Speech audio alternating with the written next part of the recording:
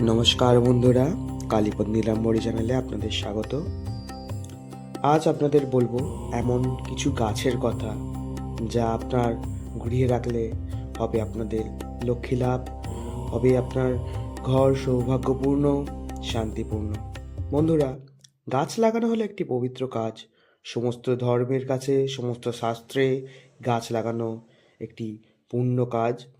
ঈশ্বর সেবার সমতুল্য মনে করা হয়েছে এই গাছ লাগানো। আবার এই গাছই আমাদের জীবনে সৌভাগ্য সমৃদ্ধি এনে দিতে পারে।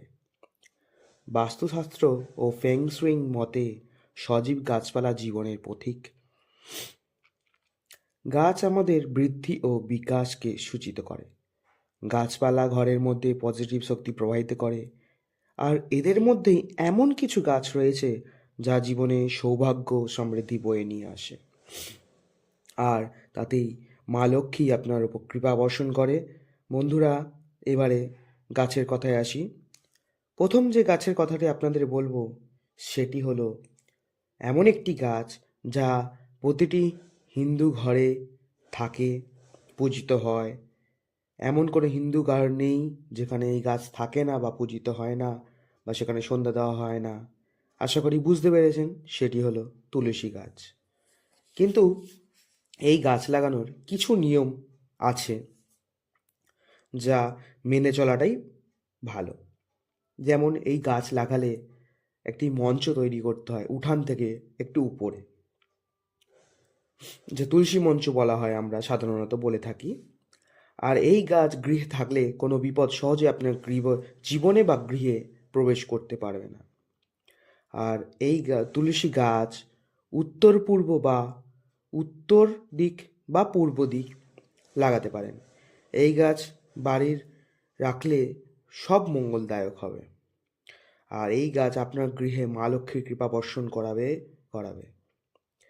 এই গাছের অনেক ঔষধি গুণও আছে, যেমন সর্দি কাশিতে এই গাছের পাতার রস আমাদের কাজে লাগে। আর এই গাছ বিষ্ণু পুজোর জন্য তো প্রয়োজন। তাই মা লক্ষ্মীর কৃপা এই গাছের উপর সব সময় থাকে।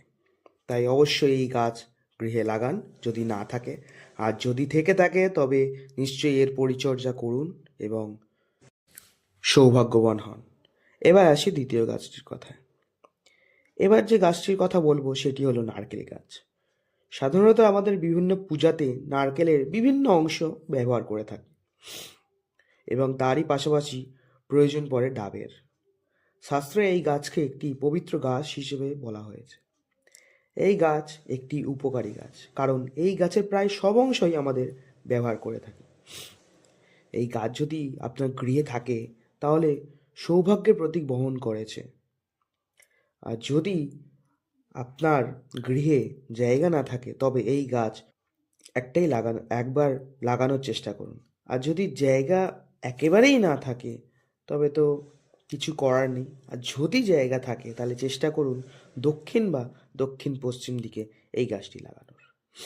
এবার আসি তৃতীয় গাছটির কথায়, সুপারি গাছ। এই গাছটি মা লক্ষ্মীর একটি প্রিয় গাছ। অর্থনৈতিক দিক থেকে এই গাছ যেমন উপকারী, তেমনই এই গাছটির ভেষজ গুণও রয়েছে। আর এই গাছটি বাস্তুমতে গৃহে থাকা অত্যন্ত শুভ। তাই চেষ্টা করুন একটি সুপারি গাছ লাগানো আপনার গৃহেতে। দক্ষিণ বা দক্ষিণ পশ্চিমে লাগানোর চেষ্টা করুন, এতে উপকৃত হবেন। আর এবার আসি যাদের গৃহে নারকেল বা সুপারি গাছ লাগানোর একদমই জায়গা নেই, এমন একটি এবার গাছের কথা বলবো। যদি নারকেল বা সুপারি গাছ নাও লাগাতে পারেন তাহলে এই গাছ লাগালে আপনি সমান উপকৃত হবেন। এই গাছটির নাম হলো মানি প্লান্ট বা টাকার গাছ। বাস্তুমতে এই গাছ পবিত্র এবং অনেক শুভদায়ক। এই গাছ দক্ষিণ পূর্ব দিকে রাখুন। এই গাছের গৃহের অভ্যন্তরেও রাখতে পারেন, কিন্তু এই গাছের একটি জিনিস আপনাদের লক্ষ্য রাখতে হবে। এই গাছের পাতা যেন হলুদ না হয়ে যায়। হলুদ হওয়ার পরই কেটে ফেলে দেবেন। এবং এই গাছের শাখাগুলি বা ডগাগুলি যেন উপর দিকে যায়, নিচের দিকে না নেমে যায়। এই গাছ আপনারা ঝুলিয়েও রাখতে পারেন। যে উপরের দিকে উঠতে পারে তার ব্যবস্থা আপনাকেই করতে হবে। যদি আপনার গৃহে সুপারি বা নারকেল গাছ লাগানোর জায়গা না থাকে তবে অবশ্যই একটি মানি প্ল্যান্ট লাগান। এবার আসি পঞ্চমত যে গাছটির কথা বলবো আপনাদের, সেটি হলো মা লক্ষ্মীর অত্যন্ত প্রিয় একটি গাছ, সেটি হলো কলা গাছ। বাস্তুমতে এই গাছ অত্যন্ত শুভ বলা হয়ে থাকে যে বাড়িতে কলা গাছ থাকে, অর্থাৎ যে বাড়িতে কলা গাছ থাকে সে বাড়িতে অর্থাগম কেউ রুখতে পারে না। আমি বলে থাকেন বাস্তুবিদরা, বাড়িতে যদি জায়গা থাকে তবে অবশ্যই একটি কলা গাছ লাগান। তবে মনে রাখবেন, বাড়ির সম্মুখভাগে কখনোই কলা গাছ লাগাবেন না, বাড়ির পিছনে বা সাইডে লাগাতে পারেন। সম্মুখে এই গাছ নেগেটিভ ইফেক্ট দিতে পারে, এই জন্য সবসময় বলা হয় সাইডে বা পিছনে লাগা। আর এই গাছই পুজো করলে আসে মা লক্ষ্মীর কৃপা এবং গুরু বৃহস্পতির কৃপা। অবশ্যই এই গাছ একটি বাড়িতে লাগানোর চেষ্টা করুন এবং তার পরিচর্যা করুন। এবার বলবো সর্বশেষ গাছটির কথা। এই গাছ প্রত্যেকে লাগাতে পারেন, আর সাধারণত এই গাছকে মা লক্ষ্মীর প্রতীক হিসেবেই বিবেচিত করা হয়। গাছটি হলো ধান গাছ।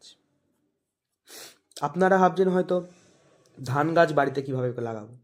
ধান গাছ সাধারণত বড় বড় জমিতে চাষ করা হয়ে থাকে, কিন্তু এক্ষেত্রে আপনাকে বলে রাখি, আপনি চাইলে টবে বা ছোট কোনো জায়গায় 2-4টি গাছ আপনি করতেই পারেন। এই গাছের ধান দিয়ে মা লক্ষ্মীর পূজা করবেন, দেখবেন মা এতে আপনাদের সব দুঃখ কষ্ট মুছে দেবে। আর এই গাছ আপনি চাইলে ওই যে কেনা ধান পাওয়া যায়, 2-4টি ধান আপনি কাদামাটিতে রোপণ করে দেবেন, তার থেকে গাছ হয়ে ফল দেবে। যে 2-4টে যাই হোক না কেন, সেই ধান দিয়ে আপনি মা লক্ষ্মীর আরাধনা করবেন। আর শেষ মতো আরেকটা কথা বলি, আরেকটি গাছের কথা, যদি এটা সবার পক্ষে সম্ভব নয় তবু বলে রাখি, আপনার বাড়িতে যদি ছোট জলাশয় থাকে বা কৃত্রিমভাবে আপনি করতে পারেন এই গাছটি সবাই পায় না, তবুও যদি সম্ভব হয় নিশ্চয়ই করুন। সেটি হলো পদ্ম গাছ।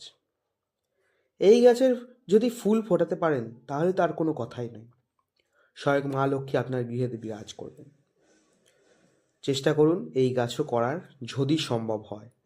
আর একটি কথা বলে রাখি, এই যেগুলি গাছগুলির কথা বললাম আপনাদের, বা যে কারণগুলি বললাম এই গাছ লাগানোর কারণ, এইগুলি তখনই কার্যকর হবে যখন আপনার কর্ম ঠিকঠাক করবেন। কারণ কর্ম ভাগ্য মানুষের জীবনে কোনো একটি বাদ দিয়ে সফলতা আসতে পারে না। যদি সম্ভব হয় বাড়িতে গাছগুলি লাগানোর চেষ্টা করুন এবং নিজের কর্ম ঠিক রাখুন। ধন্যবাদ। ভিডিওটি আপনাদের আশা করি সমৃদ্ধ করেছে। ভালো লাগলে অবশ্যই লাইক করুন, আর কোনো প্রশ্ন থাকলে অবশ্যই কমেন্ট করুন। আজকের মতো বিদায় বন্ধুরা, দেখা হবে অন্য কোনো ভিডিওতে। ভালো রাখবেন, ভালো থাকবেন, ঈশ্বর আপনার মঙ্গল করুক। নমস্কার। ওম ক্লিম কালিকায় নমঃ।